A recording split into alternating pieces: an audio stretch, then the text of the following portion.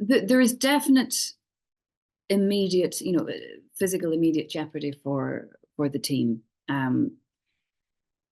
So from that kind of 3D sense, yes, there's, we get to see the danger that that these people put themselves into every day. Well, Joanne, thank you so much for chatting to me again this morning. Blue Light Series 2 is coming, and fans have just been so excited for this. We're seeing, people are really clamoring for a Series 2 after almost a year since the last one. What can fans expect from this series? So I just got to see the first episode. I just got to see the first episode last night. We had a screening here in Belfast. And of course, I'd read the script and I'd done the work on it. But I was really, really impressed by how quickly we get into what is kind of what feels like, yes, familiar territory. We're seeing all these faces that we're familiar with. But then in sweeps a very different storyline, and the peril kind of kicks off at quite a high level quite quickly. And as I said, I was sitting with the other actors, looking at them in scenes, concerned for their safety. But it's also really lovely because what you realize when you're watching everybody else is we're bringing with us who we've known from before. So you're watching Nathan and Catherine playing Annie, and Tommy, for example, and you carry this fondness towards them into this season. So when you get little glimpses of their life, you start to see, there's a lovely resonance there. So it's a great mix. Yes, I think it's a really interesting mix, and we have some new kids on the block, new baddies on the block. We've got Seamus O'Hara coming in, Shauna Kerslake coming in. And it's lovely to see them, like they just lit up the screen last night. It was wonderful. Brilliant. Yeah, I mean, I was going to say, the first series, as it did last series, really kicks off with a very tense sort of introduction into what is actually happening. And obviously with the McIntyre family last year, there's now a new sort of wave of crime in the area, and something that Helen has to deal with in particular is also a lessening of staff. Not as many hands on deck, which is obviously causing a bit of an issue. Where do we find Helen in series 2, and what kind of impact has that had on the character? So I think one of the first times we meet her is in Nicola's meeting room. So she gets called upstairs. They've changed stations. They've amalgamated with other stations.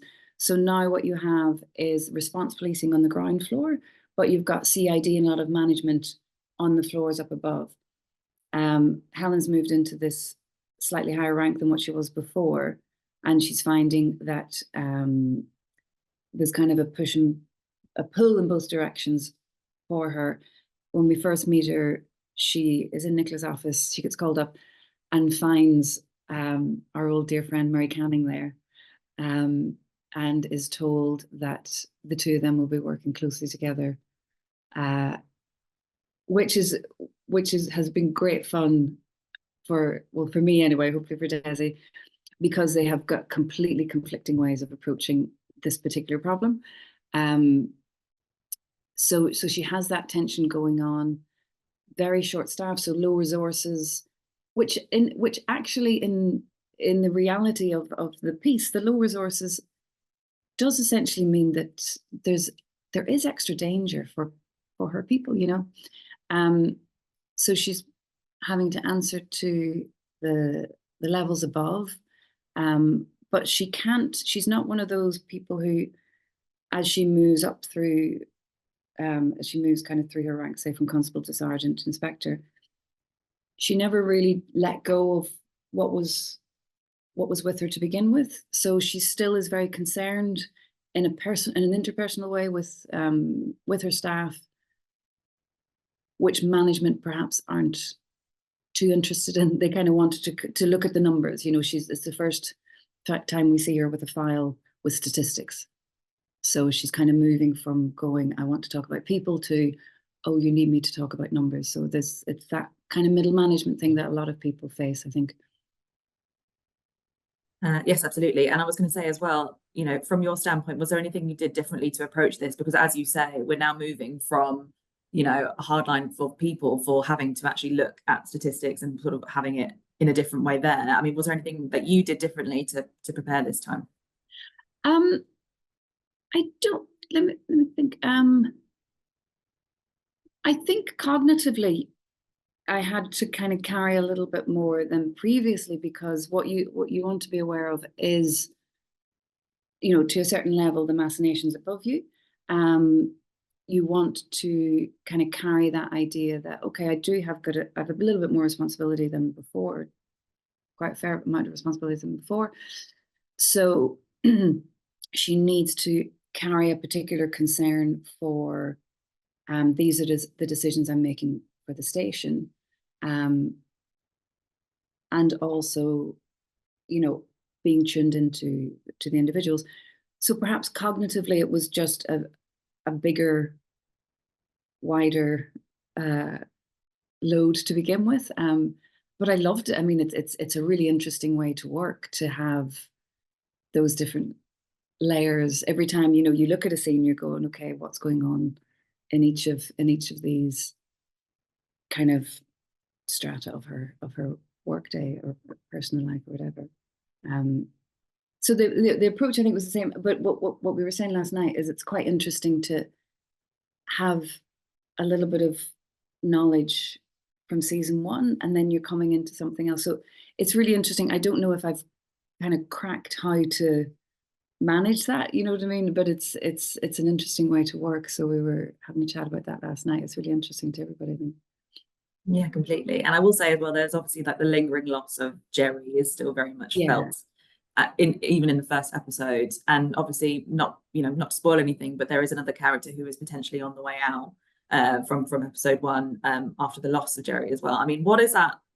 What sort of, trying to put this into the right words, what's the kind of feeling now that after such a loss, and is there going to be something similar that might play out in series two as well? There is definite immediate, you know, physical immediate jeopardy for the team. So from that kind of 3D sense, yes, there's, you know, we get to see the danger that that these people put themselves into every day. And then on the emotional side of things, we get to see little threads of how it affects people. I think from Helen's point of view, she hasn't really had time to process it because she was pushed into a promotion, they moved stations, they're low on staff. So I think she's somebody who kind of went, going to try and put that to one side. However, there are decisions being made that make her very uncomfortable because she has that kind of physical memory of the immediacy of what that kind of loss is like. They would have been colleagues for a long time. So some of the ideas perhaps that Canning would like to pursue, she would be a bit more conservative about it. Because you know, because she has been witness to that devastating loss. You know, he was a big part of the station, a big part of everyone's lives. And even, you know, we didn't get to see a lot of Jerry with Stevie, for example, or Jerry with Helen or Nicola, but they would have been colleagues for years, you know, even though they got pulled in different directions. So yeah, he would have been a big kind of anchor to that place.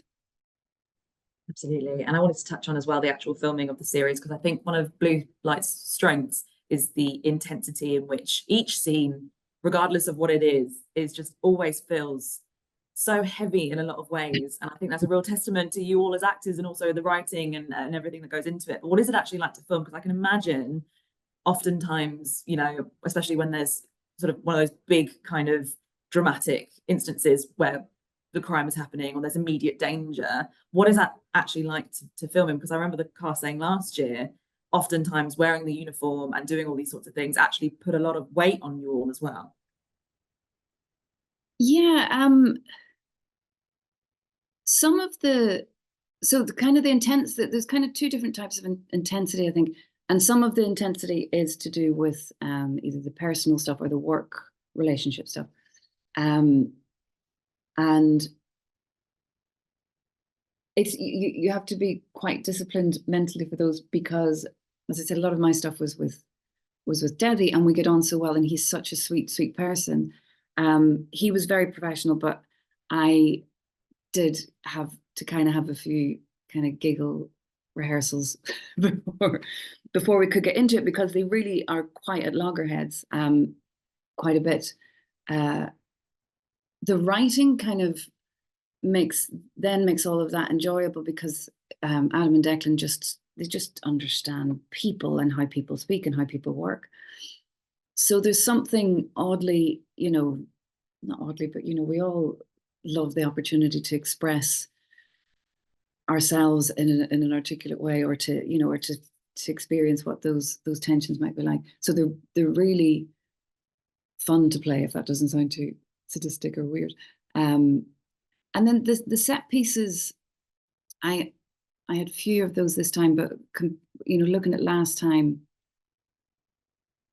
it's I think it's those large pieces are really, really testament to the crew, because the way they manage everything, like there's so many moving parts. It's quite phenomenal to see it all happening. So sometimes I think in those bigger parts, you kind of just sit yourself to one side when you're not needed. And then when you are, it's like, okay, everyone else has worked so hard, you really have to be on it. So there's that maybe dance or rhythm is slightly different. Because yeah, some of the set pieces last year just had so many experts from every department coming in and putting it together. And then the kind of final bit of that is, I only had a few scenes this time. I think all of us probably only had a few scenes this time where you had a lot of the group, or the majority of the group, together. And we love that, because a lot of the storylines, you might see 2 people or 3 people, and you might follow them for a while. And so, we do kind of get told off a little bit when we're all together, even if it's kind of a, potentially, very serious scene, because we all just really love each other's company so much. And to be together is a little bit like, I don't know, last day of school kind of feeling, or something like that. So yeah, so it's kind of a mix of things. I think you can definitely tell the relationship between you all as well. Like the close knit of it all really comes across on screen. I think you've all got brilliant chemistry together. Yeah. And I wanted to ask as well, we've obviously got, so this series coming out, but then 2 more afterwards, which is incredibly exciting. What do you hope, A, for the show in general, but also for your character as well? Where would you like to see Blue Lights going? Well, I mean, I don't know about specifics to do with storyline or anything like that, but what we were aware of, and what I was talking to Declan about last night, is if you're writing for a 6-part series, you write, an arc of 6 episodes, and what the audience like is to have some form of resolution towards the end. You don't have to tie everything up, but the story kind of will come to a point that we as audience, members, are so used to watching good telly that we kind of know what that feels like. We know what that might feel. We mightn't be able to articulate all of the moving bits of it, but we know how that feels. So when you're writing one series and playing one series at a time, you do kind of have this sense of, I'm going to have to resolve something towards the end. Because now there'll be 12 episodes to play with, and the writers and producers know that, sorry, my hands have disappeared, that's a very long line. They know that they've got a 12-hour story to tell. It means that you don't have to hit those beats in the same way that you would do before, with 6 episodes. So I'm really interested to see how the guys can maybe, play with those rhythms and play with the expectations of the audience. When is the big shocking thing going to happen? When is it going to resolve? Is it going to resolve? So from that kind of initial creative point of view, I think it's quite fascinating. From my point of view, it's you couldn't have asked for more. It's such a gift to know that you can, that firstly as an actor that you have work, which is quite phenomenal. And then from the creative point of view, to have that even longer, you know, view into the future of what that character might be doing. So yes, it's really creatively really interesting, I think, for us. And hopefully then that will translate, you know, when the viewers are watching as well, might give a little bit more jeopardy or a little bit more unexpected something, you know. I love it, and I cannot wait to see where it goes. Joanne, thank you so much for your time Thank you very today. much. It's Lovely lovely to chatting meet with you. you. I'm about to let Desmond Eastwood in. I think you might let Oh, I him. might say hello before I go. Let me. I'm just going to admit him in. Shouldn't hopefully do it when he gets in. Hi, Desmond. Speak of the devil. Hello. There Hello, she my good friend. is. Hi, Cecil. Hi, Desmond. Lovely to meet you. I was just going to I was just sort of say goodbye to Joanne, but thought I'd let you I say was hello. just saying very nice things about you and saying how well we got on. All lies. I'll say what she actually said off. How was I'm good. So I got to see the screening last night. You're absolutely brilliant. Absolutely brilliant. I'm so excited to see the rest of it. It was really, We'll catch really up great real fun soon. to watch. We'll catch up very soon. Yes. Listen, lots of love and thanks so much and see you soon. Bye. Thanks so much, Joanne. Thank you. Hi, Desmond. Yes, all gone. Thank you so much for joining me today. I was actually just telling Joanne that I've also just watched the first episode and it's just spectacular, really amazing. And I think it carries on the brilliant intensity of the first series as well, which I know obviously you did a little bit of a couple of episodes last series, and now you're kind of in more of a main role this year. Congratulations, amazing role. Fantastic to see you back for series 2. Yeah, tell us about Murray Canning in series 2 and how it differs from series 1 and where we kind of find you now. Great. So with Murray Canning, similar to everyone else, we pick up the story a year later, and Murray Canning finds himself with the PCTF, the Paramilitary Crime Task Force, and he has been tasked with getting to the bottom of an ongoing drug problem in the city centre, which we believe is linked to a couple of paramilitary groups and rival gang leaders. So Murray is tasked with kind of gathering intel on that and trying to help with that situation. So he has much more of an increased responsibility this season, and we see him with a lot more power at his disposal and people underneath him, which he can use. So yeah, it was a really, really fun, enjoyable experience. I was going to say, actually, because even though it's only been one episode, I kind of feel like you're a little bit on the antagonistic side, a little bit to where we kind of meet everyone else in the station. Was that our roles like that much more fun to play than kind of a straight-laced police officer? Absolutely. I definitely find that to be the case. I always find there's, a lot more color, a lot more dark shades and light shades, and a lot more to play with. And Murray Canning's been stretched this season across all different departments and interacting with different people, and he's very shifty in some respects in terms of how he uses that and what he wants from certain people and how he'll act differently towards that person. So it was really exciting to play with all that, and to be directed by Adam and Declan and the wonderful Jack Casey. It was I was really allowed a lot of room to play and have fun with. Absolutely. And the writers last year, I was in the Q&A for that last year, and they have such a personal connection to this story and to this sort of overarching theme going throughout the entire series. Was there anything in particular that you've experienced in your life that kind of helped to bring out anything in Canning, or something that you kind of thought of while approaching this role?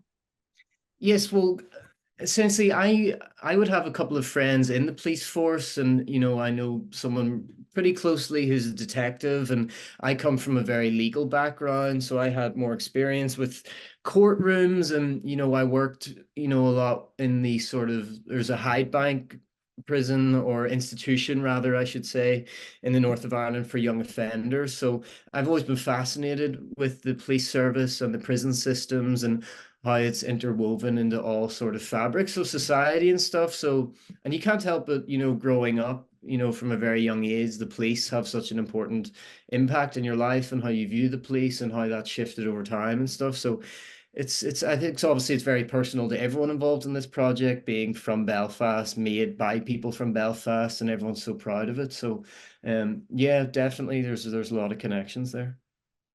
Absolutely. And I was just telling Joanne that the intensity of Blue Lights is something that's, I think fans really appreciate, especially as it's like every single scene that everybody is in always feels just ramped up to 10. And I Mhm. think, regardless of the whether it's, face to face with a criminal or even just dealing with tensions within the station itself, how was it actually like to film? Because I understand, do you have to sort of almost have like a light relief afterwards to kind of get over the intensity of each scene that you film?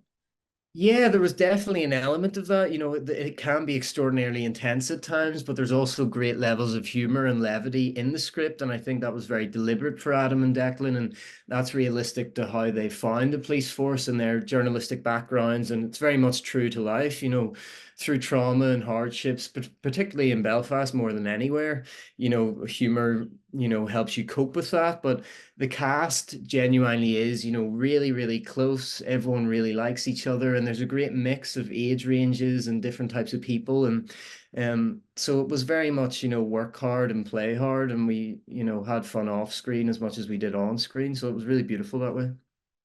And you've taken think Nathan under your wing a little bit, especially throughout the sort of first episode. What was it like sort of working together for, aside of his character, obviously Jerry's gone, and that's obviously a big hole in the station as well. But what was it kind of like having him as almost like I'm assuming kind of like a mentor sort of esque role? Yeah, it was fantastic. Nathan is such a wonderful guy, and we get on really well, and we have a lot in common, and we would go boxing together and stuff like that, and really enjoy each other's company. And I think it was really fun to play with that, in the work. And there was an element of the tutelage and taking him under my wing. And as the series progresses, you'll see how maybe not as earnest as that maybe sounds. So yeah, we had a great time. Yeah, a lot of good times. Yeah. I feel like the car scenes are some of the best ones because that's where you kind of get to see very much like lots of interaction. Were there any particular favorite ones that you'd had, or like moments of interaction together? Yes, there's a couple, but it would potentially be giving away some spoilers. But there's a sequence, I think it's episode 3 or 4, and yeah, it was really, really fun. But I can't really say too much. I absolutely understand. We'll leave the spoilers, but just what was the kind of dynamic between you at that time, if you can allude to that a Well, little it bit? was like it was a you were playing with, being trustful with one another, and in the script there's an element of, that trust is maybe rather deceptive, and that was really fun to play with. So yeah. Oh, I can't wait. Such a tease. um, I've understand like obviously with Blue Lights being so specific to the genre that it's in, the area that it's in, the people that it involves. I understand there's been sort of experts on set to be able to sort of, Yeah. be able Yeah. to give, true justice to what everything feels like, everything looks like. Was there anything in particular that you learned while doing the series that you maybe didn't learn or sort of appreciate beforehand? I think I didn't have a full understanding of the complexities of like high level policing and how that filtrates down to, constable on the ground policing, and for every decision made at the top, how much that filtrates down, and how much like bureaucracy there is, and if you want to go one way, it can mean so many different things. And I think I really learned that ideal policing is like such a multitude of like different strategies and possibilities. And I think you really see that with Canning in this season, and that, sometimes you do have to bend the rules, or you do have to do things that aren't necessarily right to achieve results. And I also think I learned, the public face of policing is really the very, very tip of the iceberg, and how far it goes back, and how much these decisions have impacts, and just how much knowledge the police force actually have at all times, and how much you might not necessarily know about that is what I probably learned most, kind of the depth of it. Yeah. Absolutely. And sort of in this sort of same breath, was there anything in particular that was the biggest challenge for you doing this series? I mean, given its intensity and everything, and the stories and the true life behind it as well. I think in terms of the most difficulty, it was just connecting all those sort of, for Murray Canning anyway, all those sort of threads and relationships and interpersonal dynamics, and just how vast it is. And, yeah, I think that was probably the most challenging thing for me. Yeah, keeping that all in the head. No, absolutely. And of course, so we're back for series 2, which is so exciting and fans are just clamoring for it. But we've also got a series 3 and a 4, which is amazing and a real testament to the work you guys have done. Oh no. What would you like to see, without sort of giving away any spoilers? We only watched episode 1, but what can you sort of tell me about what we can expect from Murray this series, and where would you like to sort of see him go and the story of Blue Lights go from here? Well, I think from Murray this season, you can see a lot of increased responsibility, an individual who's trying to do the best job that he can in how he knows best, and has to face really challenging moments and really challenging decisions. But I think the series on a whole, we're going to see, you know, a sort of a vaster, more impactful, larger stakes, more intensity, larger set pieces, certainly more action. And we're a year later, you know, we know these characters a bit more and we see them a bit more relaxed into the job, and just the stakes are higher. And again, we see the difficulties of the policing. In terms of season 3, it's hard to say. I personally haven't really thought too much ahead of what I would like to see, because I think there's so many stories to tell in Belfast, and I think Declan and Adam, it's so wonderful now that they can build character arcs over 12 episodes instead of 6. And with Murray Canning, I have some ideas and thoughts where I would like to see and go, but I'm going to keep those probably private for the time being. Oh, I love that. Did you get to play with the character then a little bit? Yeah, Declan and Adam are always very receptive and open to open collaboration, and they're really generous. And, you know, if that opportunity comes, I'd be very excited to, you know, to sit down with Declan and Adam and, you know, have some ideas and swirling around. Amazing. Did they take anything on board from this series? Any sort of particular details that you wanted to add in that fans can see on screen? Yeah, of course, when we're, you know, pre-production or when we're in the script and working through it, you know, they're always open to lines and, you know, bits of improv and certain ideas. I'm trying to think of real good examples off the top of my head. Yeah, no, I can't. Anything costume-wise, anything? Because I know I feel like he's a very straight-laced man, but was there anything in particular you wanted to bring sort of a personality out of him a little bit? Yeah, Canning a lot of the time would find himself in the suits, and I was rather envious at times of the constable uniform, because I still haven't actually put one of those on. But no, I had great fun with our costume designer, you know, looking towards the certain jackets, and, you know, he's back, like even his watch this season is a bit more mature and a bit more of a bravado type thing. So all those little details that just help you appreciate you're a year further down the line. And you know, that's the haircuts and everything's a bit sharper and slicker, and he just feels like he's matured in a year. So maybe small details to, you know, to an audience or whatever, but you take these things in through, you know, osmosis, and you might not necessarily realize. So yeah. Amazing. Thank you so much for your time. It's really great chatting to you. I cannot wait to watch the rest of the series. I know, I'm so excited. I really appreciate your time today. And yeah, thank you so much again, and have a good rest of your day. Yes, thank you so much. Take care. Thank you. Bye. Bye. Bye. Virgin Radio.